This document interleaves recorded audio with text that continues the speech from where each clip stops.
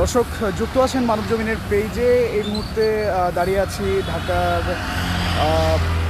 চীন মৈত্রী সম্মেলন কেন্দ্রের ঠিক সামনেই, এবং পুরাতন যেই বাণিজ্য মেলার মাঠ রয়েছে সেই মাঠেই কিন্তু আসলে কুমিল্লার ৯ নির্বাচনী এলাকার পুনর্বহালের দাবিতে বিএনপি লালমাই উপজেলা বিএনপির উদ্যোগে একটি অবস্থান কর্মসূচির আয়োজন করা হয়েছে, এবং একটি পদযাত্রা কিন্তু বা রোড মার্চ কিন্তু কুমিল্লা থেকে অর্থাৎ লালমাই উপজেলা এবং কুমিল্লার ৯ নির্বাচনী এলাকাকে পুনর্বহালের দাবিতে তারা কিন্তু রোড মার্চ নিয়ে আসছেন। ইতিমধ্যেই কিন্তু বেশ কয়েকটি গাড়িবহর কিন্তু এসে পৌঁছেছে, এবং একই সাথে আজকের যিনি প্রধান অতিথি, আজকের রোড মার্চ এবং অবস্থান কর্মসূচির যিনি প্রধান অতিথি বিএনপির সাবেক হুইপ মনিরুল হক চৌধুরী, তিনি কিছুক্ষণের মধ্যেই হয়তো এসে উপস্থিত হবেন।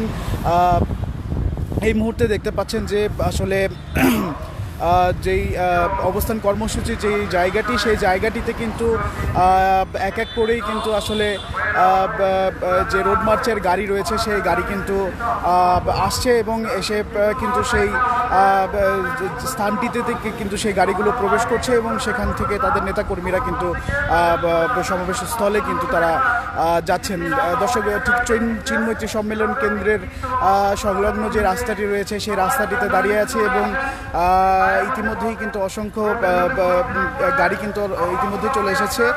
দর্শক, জানিয়ে রাখি, কুমিল্লা সদর দক্ষিণ ও বর্তমান কুমিল্লা সিটি কর্পোরেশনের 19 থেকে 27 নম্বর ওয়ার্ড জুড়ে বিস্তৃত যে কুমিল্লা ৯ নির্বাচনী এলাকা, সেই কুমিল্লা ৯ নির্বাচনী এলাকা পুনর্বহালের দাবিতে নির্বাচন কমিশন অভিমুখে রোড মার্চ করছে লালমাই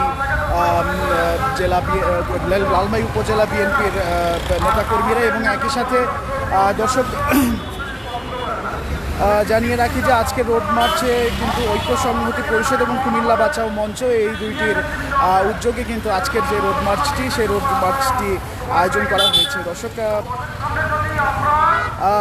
ইতিমধ্যে কুমিল্লার পাদুয়ার বাজার থেকে নির্বাচন কমিশনের অভিমুখে রোড মার্চ নিয়ে গাড়িবহরগুলো কিন্তু সেখান থেকেই এসেছিল, এবং সেগুলো কিন্তু ইতিমধ্যেই এসেছে। যদিও সকাল 10টা নাগাদ আসলে সমাবেশ স্থলে এসে পৌঁছানোর কথা ছিল, কিন্তু রাস্তার যানজটের যেই পরিস্থিতি, সেই পরিস্থিতির বাস্তবিকতায় আসলে সেই গাড়িবহরগুলো এবং নেতাকর্মীদের আসতে কিন্তু দেরি হচ্ছে। দর্শক, আপনাদেরকে আরও জানিয়ে রাখি যে আজকের সমাবেশের যিনি প্রধান অতিথি মনিরুল হক চৌধুরী, বিএনপির সাবেক চেয়ারপারসনের উপদেষ্টা কাউন্সিলের আসলে সদস্য তিনি, এবং একই সাথে তিনি সাবেক হুইপ, তিনি কিন্তু উপস্থিত হবেন কিছুক্ষণের মধ্যেই, এবং তাদের যে কর্মসূচি রয়েছে সেই কর্মসূচি কিন্তু তারা শুরু করবেন। একই সাথে দর্শক, জানিয়ে রাখি যে তারা কুমিল্লা ৯ নির্বাচনী এলাকাটি আসলে পুনর্বহালের জন্য আসলে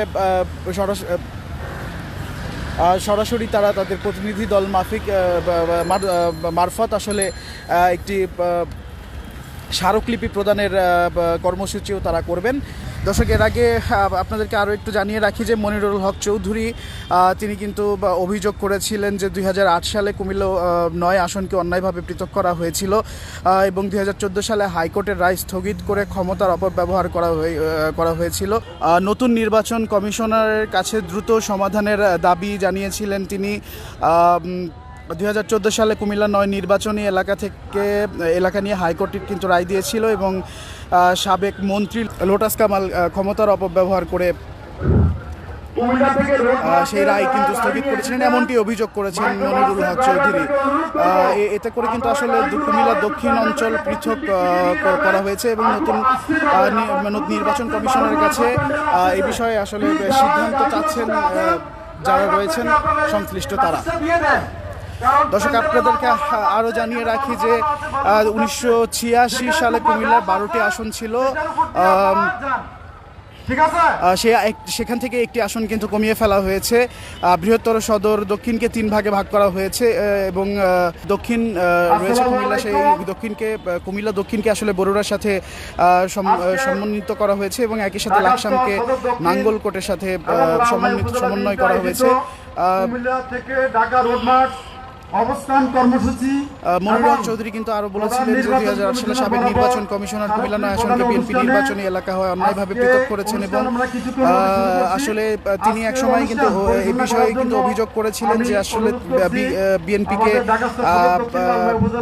পরাজিত করার জন্যই আসলে এই এমনটি করা হয়েছিল। দর্শক আপনাদেরকে ঠিক আজকের যে অবস্থান কর্মসূচি এবং স্মারকলিপি প্রদান এবং সর্বোপরি কুমিল্লা 9 নির্বাচনী এলাকা পুনর্বহলের দাবিতে আজকের তাদের যে কর্মসূচি সেই কর্মসূচির সমাবেশস্থল থেকে দর্শক আপনাদেরকে সরাসরি যুক্ত করেছি এবং আপনাদের দেখানোর চেষ্টা করছি। ঠিক এই মুহূর্তে অসংখ্য নেতাকর্মীরা কিন্তু এসে উপস্থিত হচ্ছেন এবং অপর পাশে আপনাদের দেখানোর চেষ্টা করছিলাম যে রোড মার্চটি রয়েছে সেই রোড মার্চটি নিয়ে কিন্তু আসলে গাড়িবহর আসতে শুরু করেছে সেই ভেন্যুতে এবং এখানে অসংখ্য নেতাকর্মীরা উপস্থিত রয়েছেন।